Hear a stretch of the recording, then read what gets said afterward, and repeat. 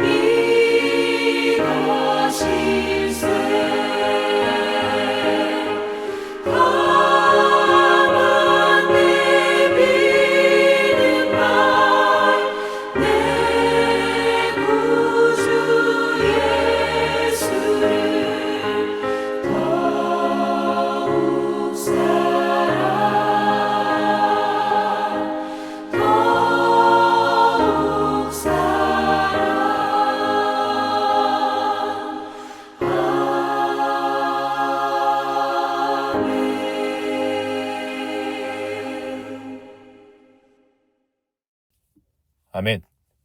오늘 함께 나눌 말씀은 이사야 44장 1절부터 5절까지의 말씀입니다. 나의 종 야곱, 내가 택한 이스라엘아, 이제 들으라.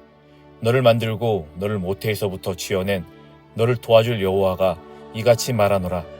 나의 종 야곱, 내가 택한 여수르나 두려워하지 말라.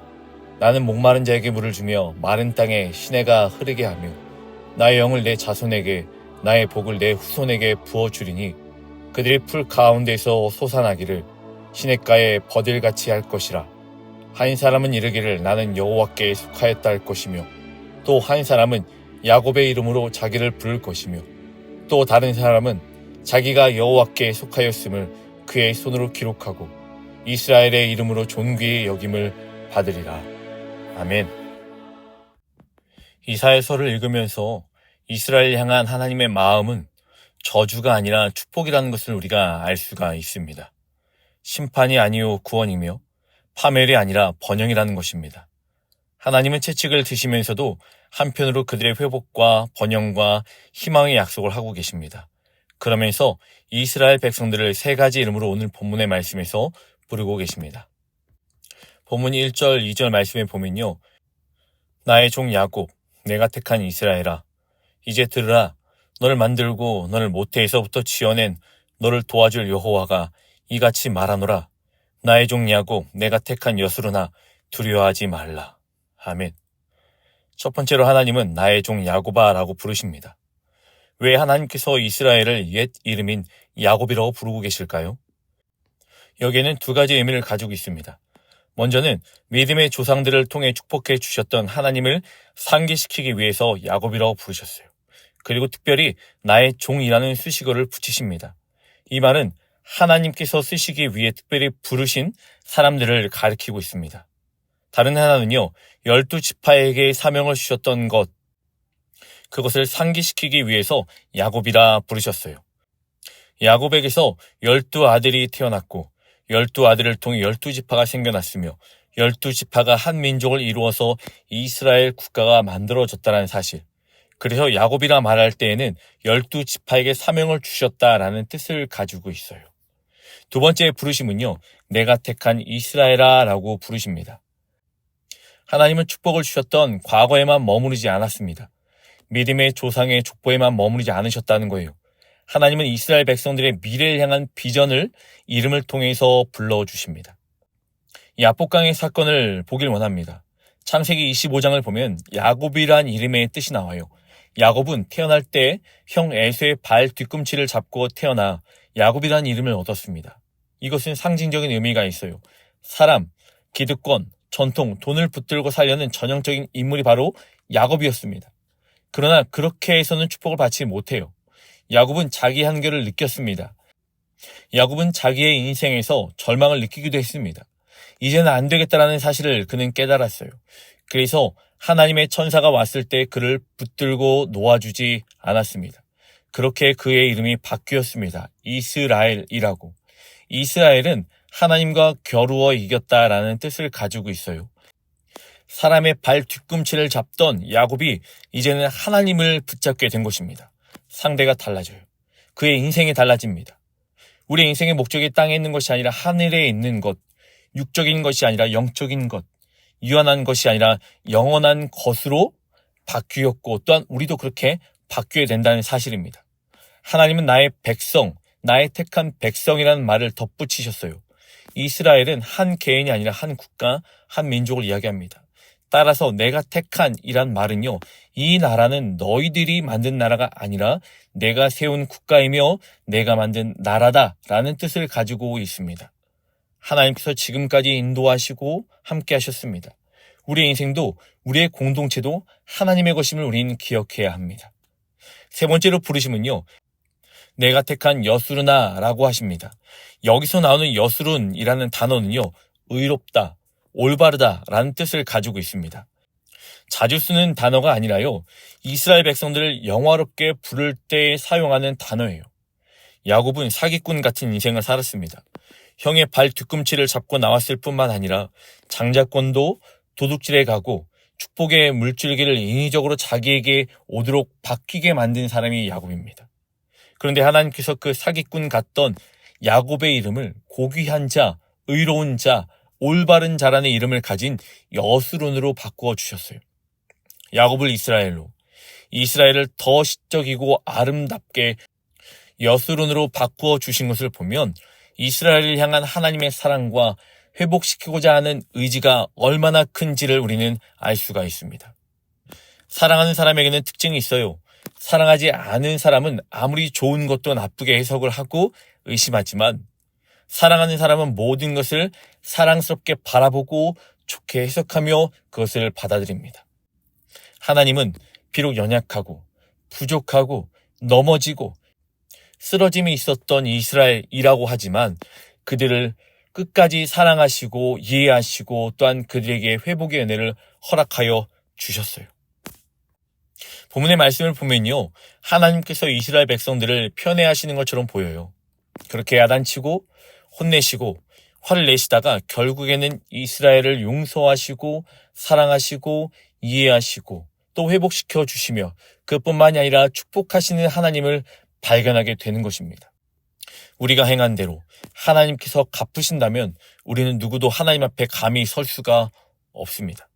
그러나 하나님은 우리의 못된 행위를 못 본 채 하고 못 들은 채 하시며 사랑의 마음으로 우리의 모든 삶 가운데 회복이 있고 우리의 모든 것들을 이해하시고 또한 그뿐만이 아니라 우리를 축복하시는 하나님의 크신 은혜와 사랑이 오늘 본문의 말씀에 담겨져 있어 우리에게 전하고 있는 거예요. 또한 본문에는요, 이스라엘의 이름뿐만 아니라 이스라엘과 하나님과의 관계도 나타내고 있어요. 하나님이 이스라엘 백성들을 만드신 분입니다. 또한 우리를 만드신 분이시기도 하지요. 즉 그는 창조주시고 우리는 피조물입니다. 그분은 토기장이시고 우리의 주인이십니다. 흙으로 토기를 빚듯이 하나님께서 이스라엘을 빚어주시고 또한 우리의 인생을 빚어주십니다. 하나님께서 만드셨기 때문에 후회가 없으시고 하나님께서 만드셨기 때문에 우리는 두려움이 없습니다. 가장 천한 것은 가장 귀한 것으로, 가장 낮은 것을 가장 높은 것으로, 아무것도 아닌 것을 가장 영광스러운 것으로 만들어 주시는 분이 바로 우리 하나님이십니다. 오늘 본문 4절부터 5절까지의 말씀에 보면요, 그들이 풀 가운데서 솟아나기를 시냇가에 버들같이 할 것이라. 한 사람은 이르기를 나는 여호와께 속하였다 할 것이며 또 한 사람은 야곱의 이름으로 자기를 부를 것이며 또 다른 사람은 자기가 여호와께 속하였음을 그의 손으로 기록하고 이스라엘의 이름으로 존귀히 여김을 받으리라. 하나님은 우리의 위로자가 되시며 우리를 격려하시며 용기를 주시는 분이십니다. 또한 이스라엘에게 회복과 번영과 희망을 주시는 하나님이십니다. 하나님은 목마른 자에게 물 주시는 분이에요. 갈증을 느끼는 사람에게 물을 주겠다는 것입니다. 물이 없으면 땅이 갈라지고 식물과 동물은 말라 죽습니다. 그런 곳에 하나님께서 물을 주시겠다 하시는 거예요. 그뿐입니까? 하나님은 물만 주시는 분이 아니라 마른 땅에 시내가 흐르게 하시겠다고 하십니다.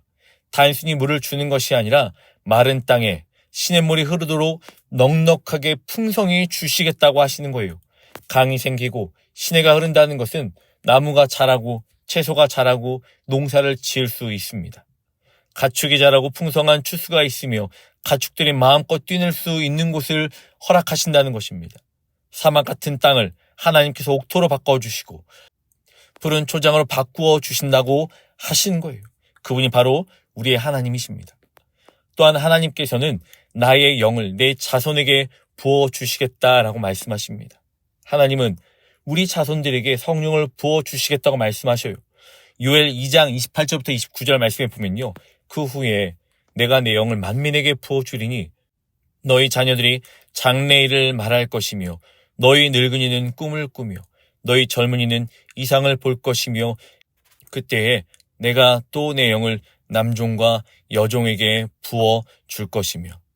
이 말씀은요, 누구든지 주 예수의 이름을 부르는 자에게 성령을 부어 주시겠다고 하시는 말씀이에요. 여기서 그때는요, 말세를 의미하는데 이때의 악한 것이 드러나기도 하지만 동시에 강력한 성령의 역사하심이 일어난다는 것입니다. 마지막으로 나의 복을 내 후손에게 부어 주시겠다고 하십니다. 하나님의 복이 후손들에게 전수가 되는 것입니다.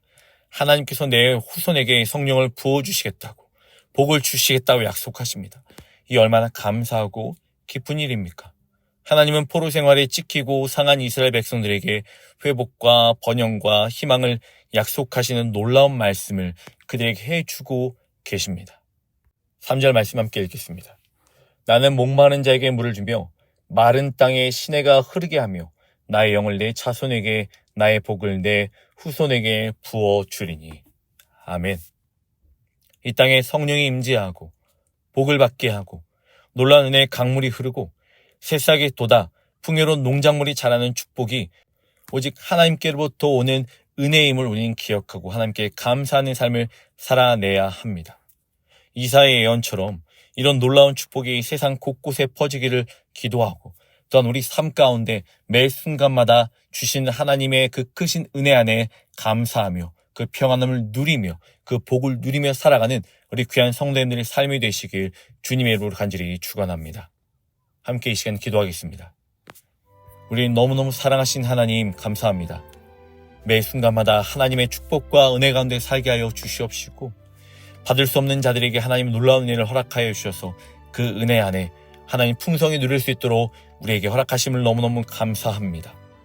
하나님, 나의 종 야고바라고 부르시고 내가 택한 이스라엘아라고 부르시며 여수르나라고 우리를 존귀하게 여기시며 우리를 바라보시고 은혜를 주신 하나님, 오늘도 주님 앞에서 이러한 은혜에 감사하며 기뻐하며 살아가는 한 날 될 수 있도록 인도하여 주시옵소서. 잊지 않게 하여 주시옵소서. 그 하나님의 크신 사랑을. 사랑합니다 주님, 예수님의 이름으로 기도합니다. 아멘. 사랑하는 성도 여러분, 오늘 하루도 하나님의 그 크신 축복 안에 감사하고 기뻐하며 그 평안함을 누리며 살아가는 귀한 성도님의 삶이 되시길 주님의 이름으로 간절히 축원합니다.